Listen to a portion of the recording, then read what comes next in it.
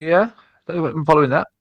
It has a deflector shield. It coats itself in a layer of hollow projected hard light, rendering it immune to fire, force, ranged piercing, and cold damage to the end of the turn. It may use this action only once every 5 rounds. Right. Again, this is mostly to force players to change up their strategy effectively. Right. I should also put the end of the round, not turn. I forget the difference. And can deploy. The Ruined Goose manufactures a number of construct creatures equal to challenge rating 10, or prepares to manufacture a single challenge rating 11 to 20 construct creature as its entire action next round. Um, and then finally, it has Obliterator Cannon. It adds 1d20 worth of charges to the cannon, or fires if the current number of cannon charges exceeds 100. This is slightly Right. daft. I'm not sure if I need to nerf this or not, but the idea is it shouldn't get to this point as a DM. You kind of have to the idea is it's to scare the players, not kill them. So it shouldn't really get to the 100 point, hopefully. All creatures in a Right. 3,000-foot line, starting from the Ruined Goose's primary head, must make a DC 28 saving throw. Creatures caught in the blast take 50 d20 plus fire damage, however on a success, ignoring resistance and immunity. The idea is it should never get to that point, but that's like it's effectively an apocalypse cannon kind of deal. It's designed to destroy Okay. planets. So hopefully, it should never fire, because in theory, yes, you could roll 520s and it could happen in 5 rounds. It could also roll 100 ones. Yeah. I might add a way to remove charges from it, maybe. Like, maybe if every time it gets hit, it reduces charges based on every 10 damage it would take or something. I don't know. I'm workshopping that. If But if it's faulty, you should have disadvantage on. Maybe have a random element of just having malfunctions. yes, that might be a good idea. That's a, But I'm going to or a jam. continue. It can jam. Well, It that's quite just a fun idea, actually. explodes. It just explodes. Oh no, no, the autocannons can jam. Oh, yeah, They that might make be a a good idea. decent. It's faulty. Yeah. Maybe You like roll, if on you roll like a. a one, Yeah, on a it's nat got 1, it it's got jams. it's got rules like the Gunslinger class. Yeah, I might add that actually. That's actually a pretty good idea. So onto the bestiary entry. I put it into bestiary as though it's, I don't know. Maybe I'll put it. Maybe I mean, it doesn't really matter. Words, you know. A rose penny name is as just as sweet, right? A Yeah. gigantic enigma from beyond the stars and from the far-flung future crashed due to a serious miscalculation by the onboard computer, or perhaps sabotage. This last beacon of the Right. Aarakocra was to be their salvation in a horrific apocalyptic total war yet to come. While their fate is Right. as yet unknown, this buried anomaly blends into the landscape, covered in vegetation and waiting to be accidentally reactivated. Even while the main construct is deactivated, several automated processes and sectors remain active, such as the manufacturing plant and the hydroponics lab, and occasionally all manner of problematic constructs and fauna emerge from it, confused and feral. Even though it's buried in rock, this superweapon is still extremely dangerous and to be avoided at all costs, for waking it up could well cause destruction on a planetary scale. Shaped like a giant Right. mechanical goose, hence the name, this colony ship come orbital weapon remains a mystery to artificers and scholars alike. It has not been explored for fear of awakening it, but it has been scryed and ventured into by magical means several times, largely by astral projection. Because it's again a futuristic weapon that doesn't really understand magic, entering it using magic alone tends to be fine. Researchers have found the main power Okay. core, a giant subconstruct fueled by an unidentified power source, but one marked with several danger signs, written in what appears to be a highly evolved version of Common. Yeah, so the Okay. idea of this, it's a campaign build around BBEG, effectively. So the idea would be you would use, like, okay, there's something in this world that is spitting out constructs and plants and things like that, and so it's a plant and construct themed adventure campaign series. Right. And so you have like the big boss monster, the trickle down effects of the big constructs and plants being made from it, etc., etc. So you kind of work. The idea is you work backwards from it as a DM. You would work backwards and plan out from Right. there. It gives people a starting point. Was my idea. Okay. But yeah, and maybe Can there's see like it a way being of like a, fighting it without fighting it in combat. So making it a dungeon yeah, this seems instead. like the DM has had enough screw you kind of thing. It's not. You drop to someone you don't like. Yeah, it's not designed to be like that. This is I guess it's more designed to be high level or like a kind of a scare tactic if you accidentally wake the thing up in, say, the final dungeon, which would be itself. Right. Yeah, that's what I've been working on. I mostly because I saw the Sea of Star stuff and I was like, I want to make a mecha. I want to do a rig robot. Could be cool. But it's still mostly just a proof of concept at the moment. Anyway. It's nice. It's definitely got an idea. The other thing about where it would show up, Yeah. because it would rather. Because if you're running a flat fantasy campaign, this would change the genre of the thing. Yes. That could be a danger to think about. That's true. That's true. Unless you're running a Spelljammer, then you have some legs there. That makes sense. You run like a really silly Spelljammer style campaign, and this is the shit Yeah, you use for yeah, it, that kind of works.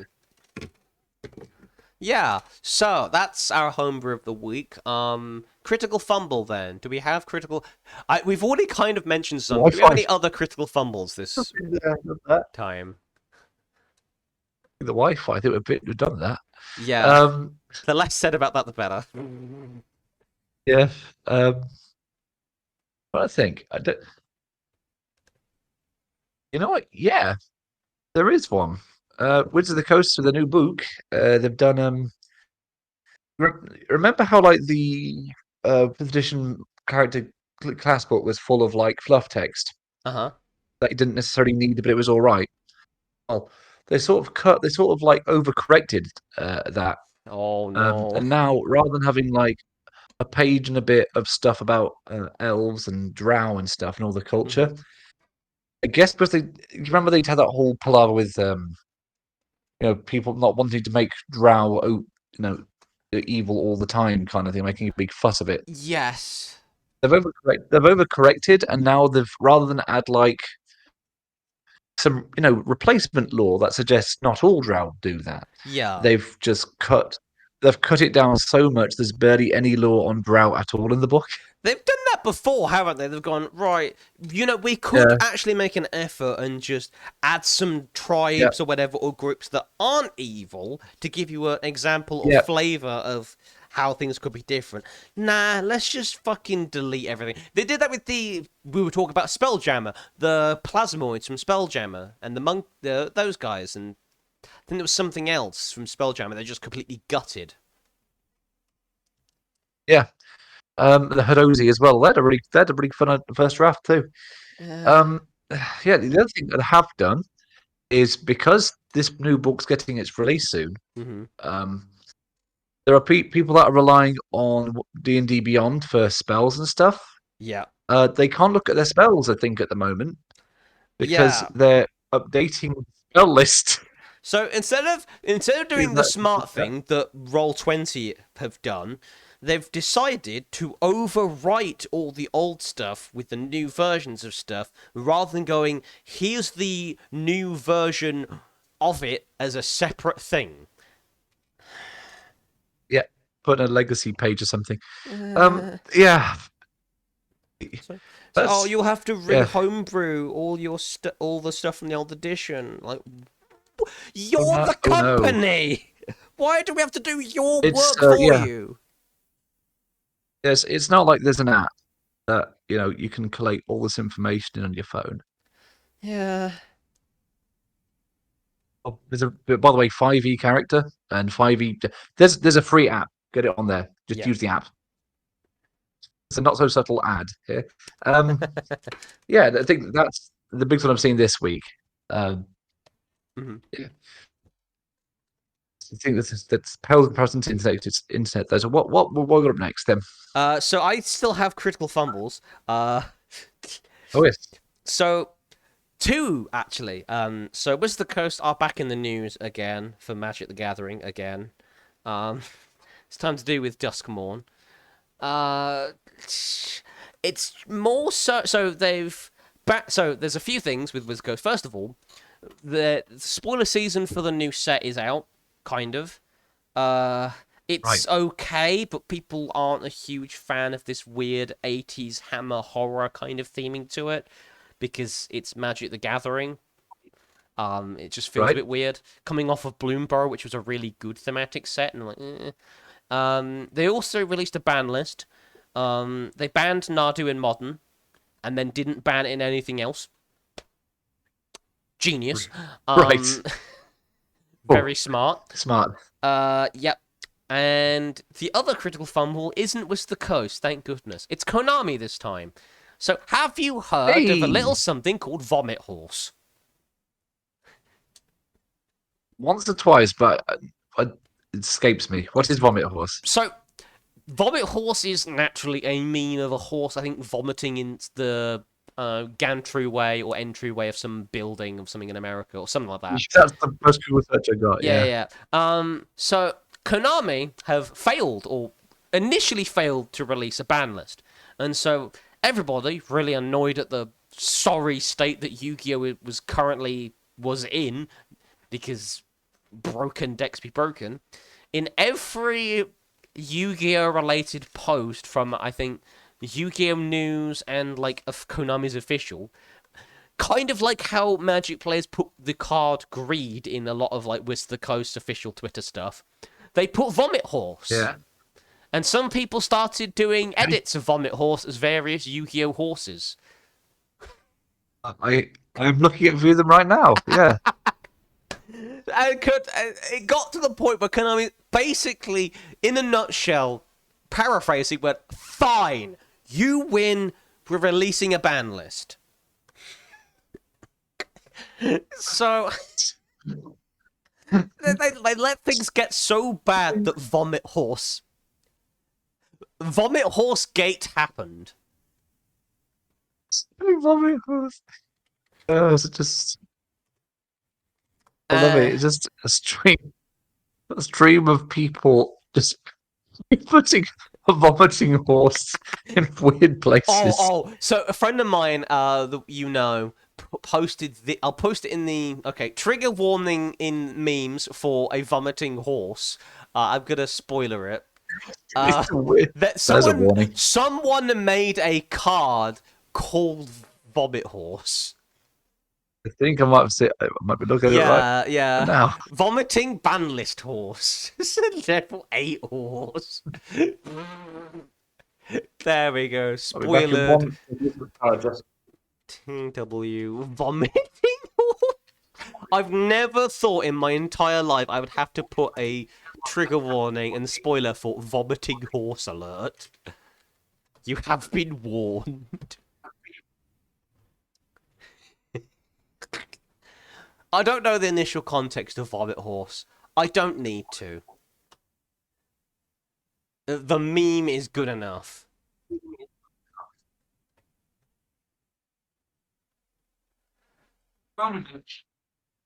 laptop's dying on me. Oh There no. we go. But yeah. Fine. And the funniest thing to come out of this is not only was the ban list kind of, well, the ban list was okay, but it didn't hit certain things that people wanted it to, as usual. They did kind of hit Snake Eye. I don't know if it was hit hard enough, but they have done some things, and it is quite a big ban list. But somebody in the response in the comments on Twitter of the ban list announcement put the Vomit Horse meme without Vomit Horse in it. The horses are left. All is good. All is balance has been restored. So look, this is a Facebook post. Oh. Where's the vomit horse one? So I get a good look at it. Hiding it from me. Never mind. Hang on a minute. Maybe I could look up Yu-Gi-Oh ban list. Yeah, I could find the. Yeah, if you look up on like Twitter Yu-Gi-Oh ban list and all the memes and stuff, you will see some very funny things. There's also some very funny Okay. art of some cards being added to the ban list, and they're now in prison, which is very funny. Ah, there we go. Yeah, Okay. so yeah, he is free now.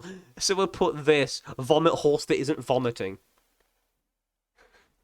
It's just horse. Clean horse.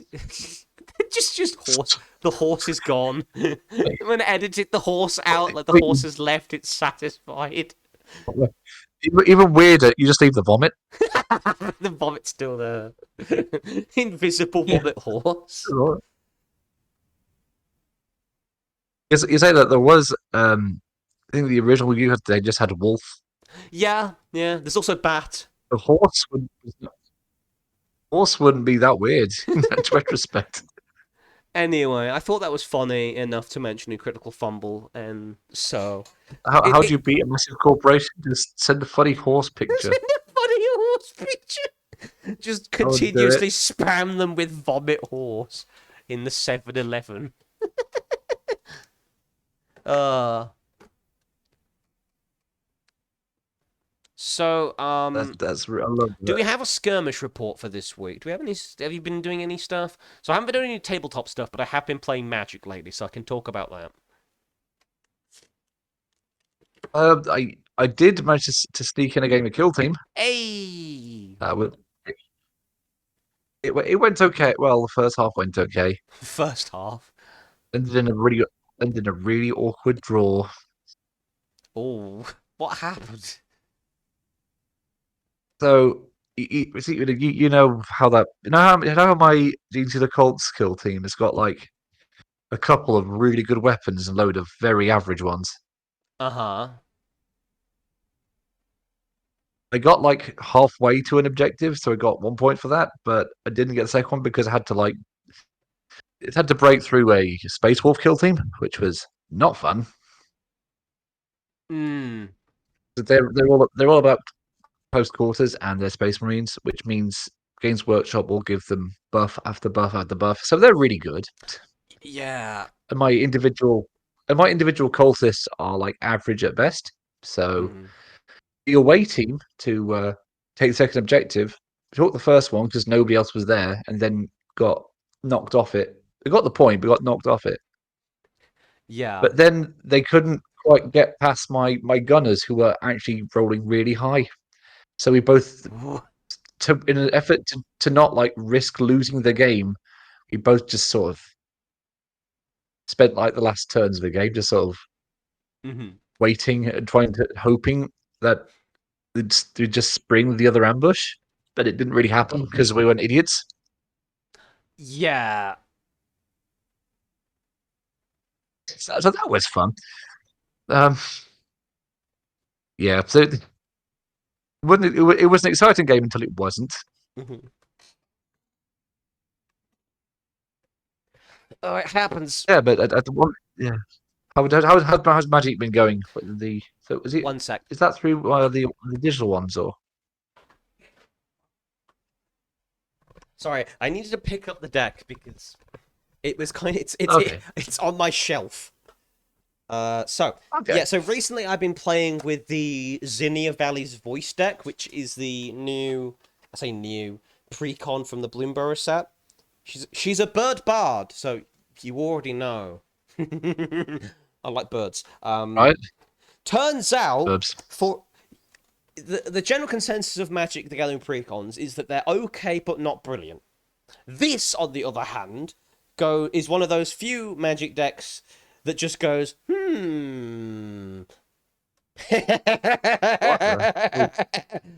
Yeah, I think I made Okay, like yeah. What? I think I What made is this? like I mean, admittedly, it's because I managed to make a terrifyingly large board because Zinnia, what she does, she makes smaller. She gives things offspring too, which means you pay additional 2, or you may pay an additional 2 to cast a creature. If you do, when that creature enters the battlefield, you create a 1/1 token copy of it. Right. Creatures have abilities, and some creatures have enter the They do. battlefield abilities. And so when you make little Right. copies of things that you really should not be allowed to make copies of, things get very scary very Yeah. fast. I think, Oh no. especially when somebody plays something that makes everybody make more tokens. Because a friend of Oh, mine played, I think it's Primal Vigor, so if something gets a +1/+1 count on it, it gets double that many instead. And if someone creates a token, they make double that many. So on Friday, I was making 2 token copies of things. And then because something made a treasure every time something, the first or second time a creature enters, and I made 2 right. copies of it, and then I made 2 more copies of it. Um, Right. I wound up making at one point 20. No, yeah, 20 treasures in one turn. Treasures are basically like you can tap it and sacrifice it, add 1 mana of any color to your mana pool. Very powerful card. Very powerful token to be able to make. Just free mana. Which in Oh, a, that sounds like that needs nerf. Yeah, and then you can, because since you've made a bunch of mana, you can play more creatures and offspring them too, and make more God, you, copies of things. Yeah, you turned Magic into modern Yu-Gi-Oh! Congratulations. yeah. This is effectively a Magic the Gathering but modern Yu-Gi-Oh deck, and I haven't really changed it that much. All I did was I changed a few of the lands No. to basic lands and some of the mana rock cards into mana rocks that are creatures so they can be copied. Because I figured if I were Wizard of the Coast, I would have done that. But other than that, the power level of the Commander deck has not been changed. It just does that. The funny thing is Brilliant. you can copy Zinnia herself using Helm of the Host, and Oh because no. so you can cast things with multiple instances of offspring too. Yes, you still have to pay the mana each time, but hey, if you're making a bunch of treasures, it doesn't matter. So you could just go, I'll just make like 4 copies of something. God. How long do these games last then with this Um, deck? so I think it lasted about an hour and a half, and my turns lasted quite a while. I wound up running Oh my out of copy tokens to count how many different copies of things I have. Amazing. 6, 7. Amazing. Okay. I have like 10 copy tokens. I made more This. than 10 copies of individual different things. It was very funny. I love this deck. It is beautifully stupid and I love it. Yeah, that sounds very silly. It's powerful but not so powerful that it's a problem because you can just blow up the board. It has very little defense against the board being blown up. Okay. So it is At stoppable. least is that. It is very stoppable. Right. But if it goes off, it is very funny. But yeah, so that's my skirmish report for the week. Funny bird deck. Funny bird deck that isn't technically a bird deck is funny. Okay. Okay. Right. What we got next on the list we just rediscovered? Uh, uh, Explorers Guild for regions and areas of the multiverse that we think would work well in a tabletop setting, whether or not they would exist in one or not. Okay, fair enough. You know what? I don't know if it brought one up. One thing I would think would be brilliant. The book and game series Metro 2033 Ooh. kind of would be fantastic for a tabletop game. Mm-hmm. But definitely one of those gritty sci-fi ones, like heavy Yeah. on the grit. Um, but basically, if they don't know, Metro 2033 is a series, a Russian series, sci-fi series set in 2033, where basically bombs went off nukes were launched, and Russia, and well, central Russia is now just suffering nuclear winter. People live in the tunnels, the subway, Mhm. because the surface will just kill them. So people sort of live out whatever life they can manage in the sewers. Backwards that's this old bits, the old world still aren't around. There are still plenty of firearms and stuff. So technology hasn't regressed that much, Mhm. but the weapons they do have are like really primitive and crude, are made up of like stamped sheet metal. Ooh. Um, it's it's just a really really cool tense setting. It's very grim. So it's definitely one of those. It's definitely one of those where you'd have to be somewhat heroic to brighten the place up a bit, which wouldn't be too hard given how bleak everything is. Hmm. Um, and the whole plot could be just you running jobs for the different stations, and the different stations don't. Sometimes they get on. There's sort of like a very fragile peace with some of the stations, and some of them can't stand each other because weirdly there are Russian Russian Nazis. That's a thing in Metro. Um, Interesting. yeah, there's Russian Nazis, and of course there's Russian communists, like proper Stalinist style communists. Um, so they're so there's two. They think they call them the red stations, um, Mm.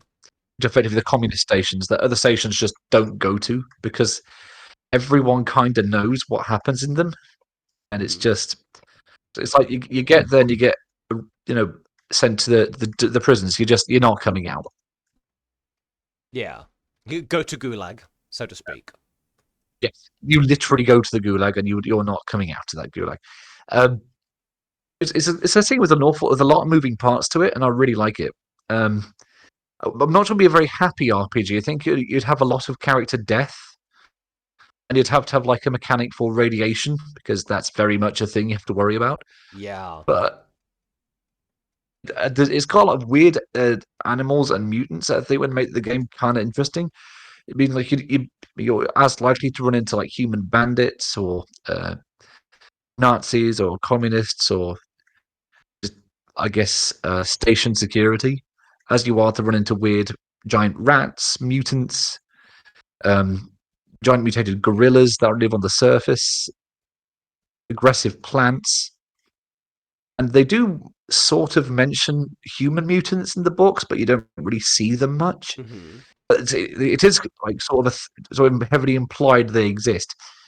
Um, but I think as far as resource heavy RPGs go, Metro is really rich with inspiration there, and it hasn't really been done. I reckon it's for legal reasons, though, because the author of the book um, wasn't a huge fan of the games, Oh. even though I think they were quite good. But he wasn't a fan of the games because Right. they changed. Admittedly, they did change quite a lot from the book. Right. Um, but some of the changes are really strange. Like there is a really strange chapter toward the end of the first book where the main character is apprehended by um, a strange cult that worships a giant worm. And Oh. it's and by the way, it's never confirmed if the worm is real or not. They just it might be. They're just weird tunnel cultists that believe in a giant worm and just sort of exist. Um, and they're just kind of creepy. That's not in the book. That's not in the game. Then, but it does feel video gamey. So not that's a bit of an odd choice. Um, the other change that I actually kind of think the book did a lot better. There's these things called librarians, which are sort of like giant mutated gorillas, or what they turned into, Mhm. and they are both versions are very creepy to the credit of both book and game. But in the book, they are described as like kind of tall and spindly, like they're albino and just kind of strange looking. Ooh. They're really fast. They're just like got that weird sort of abnormal strength about them. Mhm. And the creepiest bit, though, they can half imitate human voices, but it sounds just off enough to make you question it. Hmm. Like the way it's introduced is really well done because it's super brief. Like it's the main character's got running with some of this organization that's looking to settle down in an old military bunker, sort of try and restore a bit of order in the metro, and but they need the document to find out where the hell it actually is. So they go to the library, and the main character goes in with another guy. Yeah. Like a few lines later, he just sees the guy's body, but hears the guy's voice immediately after. Hmm. It's like described like so quickly. It's like, did that even happen? It's kind of I kind of like how effective it is for a book about like grim violence. It doesn't dwell on the violence much in the writing. Hmm. It's all the atmosphere and setting is the most important thing to the writer, and I do really enjoy that. The game version of them, they kind of they change it a little bit. So rather than being like spindly and like albino and stuff, they still very gorilla-y in that they're huge. They're just like huge muscle bound gorilla things that you have to look dead in the eyes. Mm-hmm. Um, the problem is what the game thinks is dead in the is the game defines as looking directly at them. It's a little janky, so you have to do like a stealth section where you're sneaking around the library to get out the other way, Yeah. uh, while looking these things dead in the eyes so they don't attack you. Cool. Um, the things as well, the game is kind of to at least make them killable, but it takes so many bullets and multiple grenades, and it's kind of ridiculous. So fighting them is not really a viable option. Hmm. So it's a game that's quite good, but it's a bit janky. But I think if you're trying to take it to a tabletop game, I think it could be quite a good high lethality game. Hmm. Um, and the world of Metro as well, I think is quite good because that's the bit I just told you about. That's just the stuff under like in the sewers and the tunnel bits. Yeah. And the third game, they did this huge plot reveal that the rest of Russia is not that irradiated. Oh. There's people out there outside of Moscow, but in true Russian style, there's just like there's like the radio signal doesn't get past Moscow. Hmm. They're trying to keep people. They're trying to keep people in Moscow, as it turns out. So the characters have like been believing they've been in the right thing the whole time, but they've already been lied to this entire time. Ooh. Then the whole world opens up, and there's a whole other setting with its own weird monsters and uh, myths and cults and people that have no relation to the metro at all. That again, there's a whole breathing, living world there that you could easily just turn into an RPG, and it wouldn't be Hmm. hard. But I reckon because of rights and the author's view of the video games, even though they did sell well enough to get 3 sequels, Yeah. um, it, I don't think it would happen, which is Hmm. quite annoying, really. It's very rich, very well written, and very well executed. The games, Hmm. at least the market seems to think so. Yeah. It's Um, one of them you kind of yes, like again, gotta it's extremely you quality. kind of got to respect the author's wishes, I suppose, because it Oh, you is absolutely do. their I intellectual respect it. property, which is But, fair. hmm, So what I have for yeah, this week is bizarrely something again similar to a previous one, not something you'd run as a D&D setting, but something you'd probably run as either like BattleTech or as like a BattleTech yeah, tabletop like skirmish game, or for stuff like Lancer. And of course, I'm going to talk about. I don't think I've spoke about it, but Lego Exoforce and Ninjago, but specifically focusing on yeah. their mechs and vehicles, as in the line of something like Lancer, because I think No, I can see it. I can see it. Lancer's more of an example of a much, I feel like, grittier, Rules light. darker kind of mech game, right? A lot of the plot, at least the way that I've been playing it, seems to go down the more sort of militaristic kind of thing rather than the mecha anime kind of styling. And Right. I feel like both Exoforce and Ninjago are settings that are anime-ish enough and have cool enough mech designs to work, but are also Western enough to not be too anime, if that makes sense. And I feel right? like if you didn't tell your play group that they were in a Lego universe, I don't think they would bulk too much at it. They would just be, oh, this is a cool like mech setting that is a bit less weeby I'm than gonna than normal, you let's know. have a look at it so forth. Okay, Because now I see it. I would genuinely love to do like a mech game or mech campaign with the Exo Force like mechs and teams and stuff. Because it's cool. Oh, what? I see it. They're dipping heavily into like the I want to say 2000s era anime here. Yeah, this was like early 2000s. This was like the Yeah, height. This was basically the yeah, height of that era of like Toonami and Western anime influences of yeah. like, oh, now kids can watch, now the youth can watch anime, and it was kind of becoming mainstream at that time. It's still considered weird, but more mainstream weird.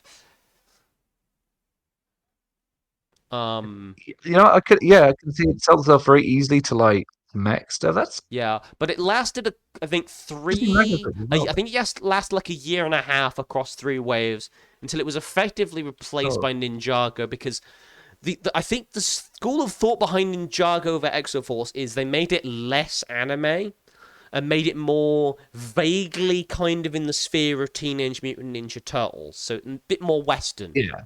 to appeal to a wider audience. And But the mech designs and vehicles are still really solid. They're less anime like, but they're still really solid designs.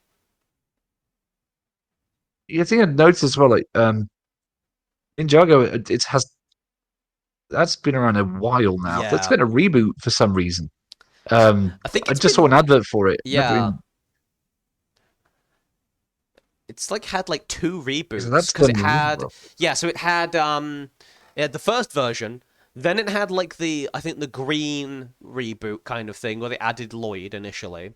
And then they had the like a Ninjago movie reboot, and now they're doing this like Dragons Yeah, Rising thing, which is kind of a soft reboot. yeah, I that's what I'm thinking of because I yeah, saw it. I mentioned that, I but mean, I somewhere. guess they're doing the funny Power Ranger thing of like rebooting it every couple of years, so it's fine, I guess. I mean, if you're talking like say kids media and teens media, there's a few subjects that are always in. Like sometimes they fall, but ninjas is one of the like that seems pretty universally cool. I can Yeah. easily see why it's stuck about. Hmm. It's like the dinosaurs as well. That will always sell for kids. That's Yeah. just a given. It Ninjas as well, pretty safe. Anything spacey, you're yeah. pretty on good ground there. It's weird to me that how Ninjago started to offer these ninjas with the power of spinjitzu. I mean, they still have spinjitzu, but it's kind of pushed into a corner lore wise. It's like, look at all these cool mechs and these dragons and stuff. It's weird. Well, It's just weird they how are they went Lego in from there ultimately. spinning top from their main thing being spinning tops to their main thing being dragons and mechs. It's like, okay. Yeah, I can see why they do that because they're trying to sell. I mean, this is Lego. They're selling toys. Yeah, I What get what it. what sells really well? Again, dragons. Hmm. So that sells well, and mechs also sell as well. Yeah. So I get what they're doing. It's also, I guess, that they I have do like also they're quite impressive. building wise, they have a framework for mechs that they constantly update. So it's like mechs are really easy for them to design, and I genuinely think that designers probably enjoy designing the Yeah. mechs as well. To be fair, um, another I theme that I would yeah. lump into this in the same manner as the Clutch Powers universe, effectively kind of canonizing. I think it was Castle, City, and was it Power Miners or something, all into one universe. So the Lego universe are connected. I would put in this theoretical like combined setting. I'd put Monkey Kid in there as well, since Monkey Kid is also another Lego setting world that also has a lot of mechs, or at least has like mechs and vehicles and stuff. So I feel like that's also kind of fitting. There's also some kind Yeah. of kaiju-iness to it, which the other two series don't really have.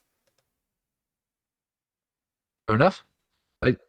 I do find it's funny. I keep going back to Lego, but it's like there's so much of it I never knew was even a thing. I guess it's because I'm a They'll- very avid Lego fan, so I know yeah, 90% of the various themes, and so I can look at them and like, yeah, actually, Lego building and designing a thing to sell toys aside, the lore of this yeah. universe is actually kind of cool. Surprisingly deep. Yeah, so Yeah, the very Lego's deep. kind of funny about that. Mm. Like yeah. Like what? Like, keep it down to Lego rabbit hole with stuff like that. So what, like Yeah, I it's just curiosity. I watched the what was the mining one with like the Rock Raiders that I yeah spoke about. that Yeah, has yeah, an RTS yeah, which is looks okay. It's yeah. actually looks all right. Um, but it's funny because it's like how many IPs have they worked with now? Like weird themed things they did. Like I remember, I think last video game anything I ever played with them would have been like Lego Racers 2. I want Hmm. to say, and I remember like playing through that, and I kept thinking all these like Lego bits I never actually had, and thinking, no, I would have loved that. It's like this weird Martian stuff that looks Yeah. cool. That would have been decent.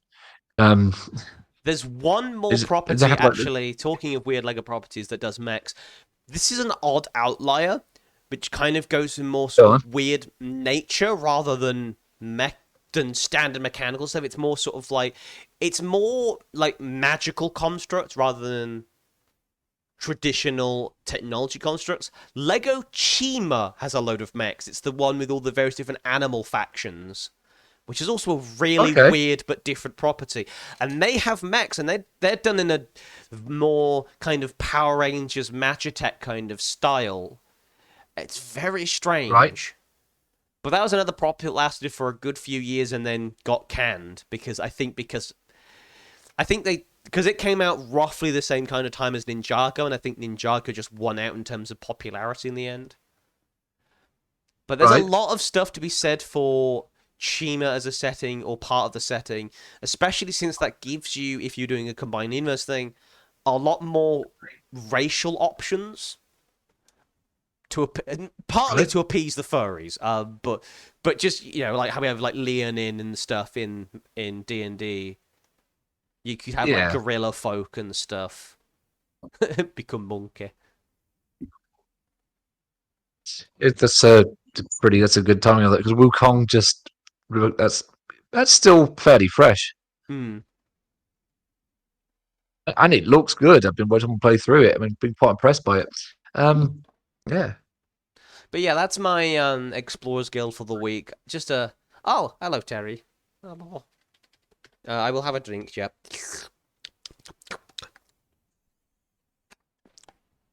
Thank you. Um, but yeah, that's kind of it. I think. Yeah, it's just an exploration of that kind of weird setting. Very surface level I because I don't know a huge amount about yeah. Ninjago lore.